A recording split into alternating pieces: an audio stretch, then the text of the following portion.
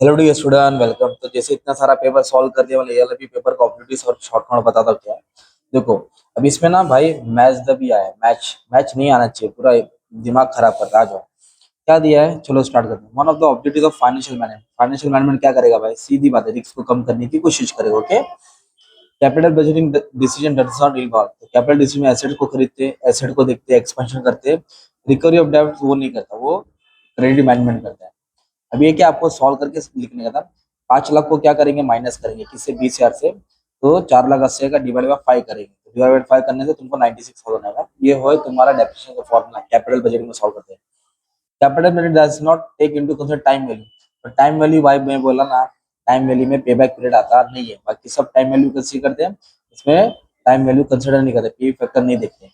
Under dash dividend policy, dividend paid is less. किस में dividend कम देते हैं, डिविडेंड किस में कम देते हैं, कम बोले तो बचाना, बचाना बोले तो कंजर्वेटिव।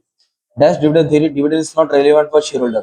मतलब शेयर होल्डर के लिए डिविडेंड अच्छा नहीं है, वेल्थ अच्छा नहीं है। मॉर्निंग गिलरी मिलर क्या बोलता है, डिविडेंड मत दो शेयर होल्डर को। Dash mutual fund is liquid instrument. Liquid मतलब होता है रोकड़ा। रोकड़ा बोले तो छोटा मार्केट, छोटा बोले तो मनी मार्केट होता है। Value of bond holder will receive at the time of maturity.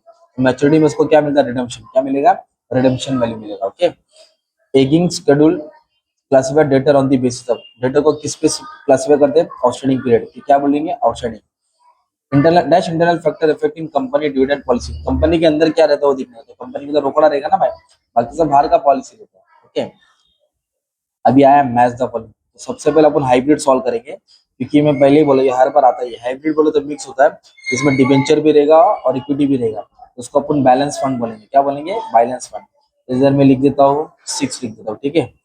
अभी मैच्योरिटी वैल्यू। ओके, तो मैच्योरिटी वैल्यू मतलब होता है तुम्हारा ये प्रिंसिपल प्लस इंटरेस्ट होगा ना मैच्योरिटी वैल्यू। इसका आंसर ये लग रहा है, तब तक ये लिख के रखता हूँ। ओके, मैच्योरिटी वैल्यू है। और इश्यू एट पार मतलब होता है फेस वैल्यू और इश्यू प्राइस, तो इसका ये आंसर है, ये 9 बराबर है।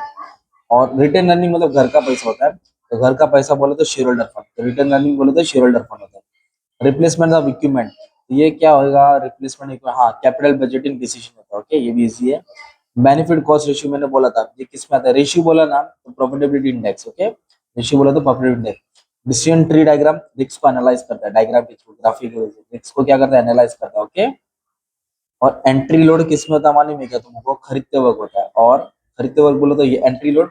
एग्जिट लोड रहेगा तो सेल के टाइम आएगा, एग्जिट बोलो तो सेल के टाइम आएगा। अभी बोला डिफॉल्ट कॉस्ट। डिफॉल्ट कॉस्ट मतलब चूना लगा दिया, पैसा लेके भाग गया। पैसा लेके भागने वाले को बैड डेट्स बोलते हैं, क्या बोलते हैं।